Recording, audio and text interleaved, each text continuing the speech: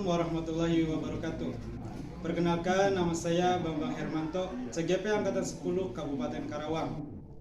Saya di sini bersama Pak Lukman, guru bahasa Indonesia dari SMP 1 Batu Jaya. Pada kesempatan kali ini, saya akan melakukan kegiatan pra-observasi, yang mana sebagai persiapan untuk melakukan observasi nantinya. Assalamualaikum Pak Lukman. Waalaikumsalam Pak Bambang. Bagaimana kabarnya hari ini Pak Lukman? Alhamdulillah baik Pak. Alhamdulillah ya. Oke Pak Lukman, saya lihat di jadwal Pak Lukman akan melakukan observasi di kelas atau supervisi di kelas, yaitu minggu depan ya Pak ya? Iya betul Pak. Hari Senin? Iya hari Senin. Di kelas 8F ya Pak ya? Iya kelas 8. Oke. Kalau boleh tahu Pak, materi apa yang akan Bapak sampaikan nanti pada saat observasi di kelas? Ya, jadi untuk minggu depan ya untuk kegiatan observasi di kelas 8F, saya itu akan menyampaikan materi tentang unsur-unsur berita di kelas 8F tersebut. Gitu. Oke, berarti materi yang akan disampaikan Pak Lukman yaitu tentang teks berita ya Pak ya? Iya betul. Materi intinya tentang unsur-unsur teks berita. Baik. Tujuan pembelajaran apa yang akan Bapak inginkan dari materi yang Bapak sampaikan nanti Pak? Untuk di kegiatan minggu depan itu, kegiatan observasi kelas di 8F, tujuannya yang pertama itu murid dapat memahami unsur-unsur berita. Kemudian setelah murid memahami unsur-unsur itu, murid itu dapat mengidentifikasi unsur-unsurnya. Nah, terakhir di tujuannya itu murid dapat membuat teks berita dari unsur-unsur yang sudah dipahaminya. Itu mungkin Pak. Baik, berarti tujuan pembelajaran Pak Lukman yang pertama murid dapat memahami unsur berita ya Pak ya? Iya, betul. Dan yang kedua murid juga bisa mengidentifikasinya, Ya. Dan tujuan terakhirnya murid bisa membuat teks beritanya Pak ya, Ya. dari unsur-unsur yang mereka sudah pahami. Iya. Baik. Dari area pengembangannya Pak, area pengembangan apa yang akan Bapak capai nantinya Pak? Nah, untuk area pengembangan yang saya fokuskan itu di area identifikasi unsur-unsur teks beritanya. Di situ dimana murid nanti dapat mengidentifikasi semua unsur berita yang ada. Unsur-unsur berita itu kan ada adik simba ya. Apa, di mana, kapan, siapa, mengapa, dan bagaimana. Nah, nanti murid itu tujuannya memahami dari semua unsur-unsur itu agar dapat mudah membuat teks berita itu. Itu mungkin Pak. Baik, berarti area pengembangannya itu nanti murid itu akan paham tentang unsur berita ya Pak ya? Iya. Dari murid paham unsur berita itu, mereka akan bisa membuat sebuah teks berita. Iya. Baik. Dari tujuan dan area pengembangan yang tadi Bapak sampaikan, pasti Bapak mempunyai strategi supaya tujuan itu bisa tercapai. Strategi apa yang sudah Bapak persiapkan sejauh ini Pak? Untuk strategi yang sudah saya siapkan di kegiatan kelas 8F nanti, yang pertama saya tentunya membuat perencanaan pembelajaran. Perencanaan pembelajaran ini saya rancang di mana nanti saya akan membuat pembelajaran berdiferensiasi sesuai dengan kebutuhan dan keinginan siswa di kelas 8F. Kemudian nanti ketika di dalam pembelajarannya saya membuat kelompok-kelompok kecil yang beragam di mana isinya itu ada siswa yang sudah paham, ada yang baru paham dan belum paham. Jadi tidak semua disatukan di satu kelompok saja. Nanti isinya itu beragam setiap kelompok. Nanti ketika pembelajarannya setiap kelompok itu diberikan tugas, namun hasilnya, outputnya itu diberikan kebebasan. Adapun kebebasannya itu siswa nanti ada yang membuat hasilnya dalam bentuk teks atau laporan, ada juga yang membuat tentang dari hasilnya itu seperti gambar atau animasi, dan ada pula yang membuat seperti video. Nah, setelah mereka membuat laporannya masing-masing, mereka diberikan kesempatan untuk menyampaikan pendapatnya melalui presentasi setiap kelompok. Itu mungkin Pak. Baik Pak, jadi strategi yang sudah Bapak persiapkan supaya tujuan pembelajaran itu tercapai, yang pertama secara otomatis Bapak membuat rencana pembelajaran ya Pak ya? Yeah. Yang kedua, nanti di kelas Bapak akan membuat kelompok kecil, yang mana di dalam kelompok kecil itu akan beragam anak-anaknya supaya saling melengkapi begitu. Dan Bapak juga akan memberikan tugas yang beragam sesuai dengan kemampuan mereka ya Pak ya? Dan yang terakhir, ketika anak itu sudah membuat sebuah teks berita, nanti anak akan mempresentasikan di depan ya Pak ya? Iya, hasilnya. Baik, sebuah strategi yang menurut saya sangat luar biasa Pak. Dan yang terakhir Pak, tentunya ada media yang digunakan Pak Lukman nanti pada saat pembelajaran Pak. Ya. Bapak menggunakan media apa Pak kira-kira? Untuk media, nanti saya akan menayangkan sebuah rekaman atau video tentang penyampaian berita. Jadi nanti anak-anak itu menyimak dari video tersebut dan mengidentifikasi unsur-unsur beritanya, Pak. Nanti akan saya tayangkan melalui proyektor. Baik Pak, media yang sangat luar biasa Pak ya. Jadi masa sekarang itu tidak hanya menggunakan buku bacaan ya Pak ya. Iya. Jadi anak-anak itu lebih dominan, lebih suka menggunakan video. Iya. Maka dari itu Pak Lukman menggunakan media video rekaman atau wawancara. Iya. Jadi anak-anak itu nanti menonton dan mengidentifikasi unsur-unsur beritanya. Baik Pak, ini adalah rencana Bapak yang sangat luar biasa. Semoga rencana ini bisa terlaksana nanti pada saat pembelajaran di kelas dan tujuan pembelajaran bisa tercapai Pak. Baik, sekian kegiatan pra-observasi bersama Pak Lukman, Guru Bahasa Indonesia dari SMP 1 Batu Jaya. Saya Bambang Hermanto, CGP Angkatan 10 Kabupaten Karawang, mengucapkan terima kasih. Wassalamualaikum warahmatullahi wabarakatuh.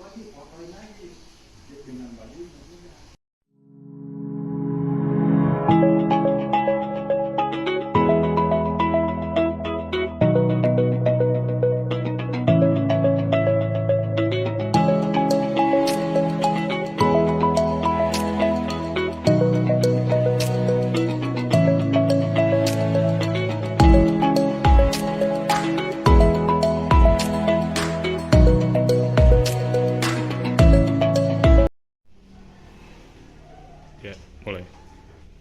Assalamualaikum warahmatullahi wabarakatuh. Bertemu lagi dengan saya Bambang Hermanto, CGP Angkatan 10 Kabupaten Karawang. Di sini saya bersama Pak Lukman dan Pak Setiawan selaku PP saya.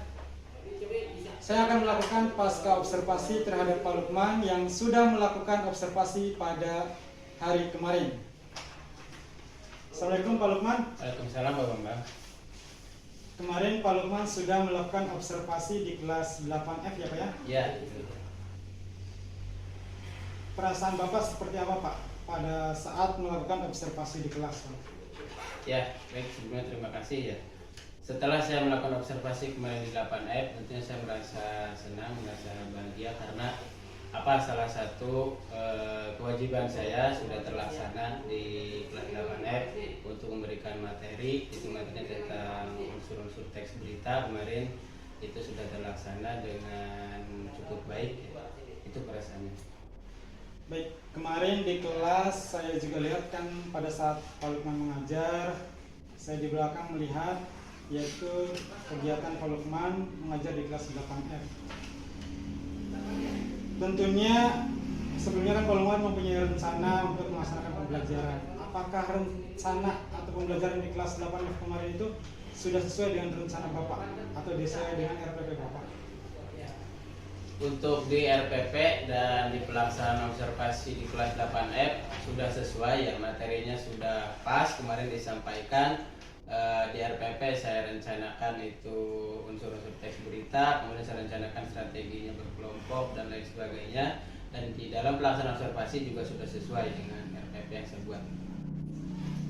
Baik, menurut Bapak pada saat Bapak melakukan observasi ada yang terlewatkan tidak Pak dari langkah-langkah yang rencana Bapak buat itu Pak? Ya, untuk kegiatannya ketika pelaksanaan observasi tentunya ada beberapa hal ya yang saya lupa mungkin terlewat. Itu salah satu contohnya kemarin ketika mengondisikan anak, saya tidak sepenuhnya sesuai dengan yang di RPP karena saya menyesuaikan kondisi anak.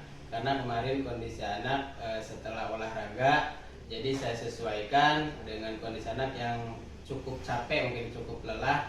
Saya berikan istirahat dulu sejenak, kemudian saya baru kondisikan untuk anak itu siap belajar. Ya, yang saya perhatikan juga seperti itu ya Pak Lukman. Tinggal hanya mungkin sedikit di bagian itu lebih ditekankan lagi supaya anak-anak itu lebih siap lagi untuk belajar. Ya. Tapi sudah cukup bagus. Mungkin itu salah satu kesulitan Pak Lukman pada saat di kelas ya Pak ya? Iya, betul Pak.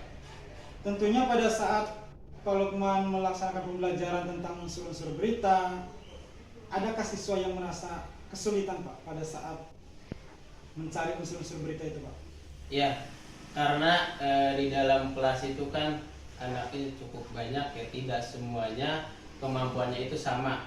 Nah, di kelas 8F itu pengetahuannya di awal saja ketika saya tanya mereka sudah baca atau belum tentang unsur-unsur berita, ada yang belum, ada bahkan sama sekali ada yang belum paham, belum tahu adiksi mbaknya.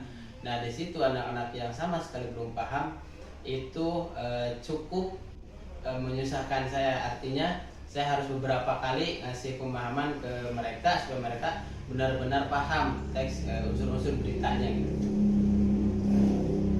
Tentunya dari kesulitan siswa tersebut pasti ada cara yang keluar dari pemikiran Pak Lukman.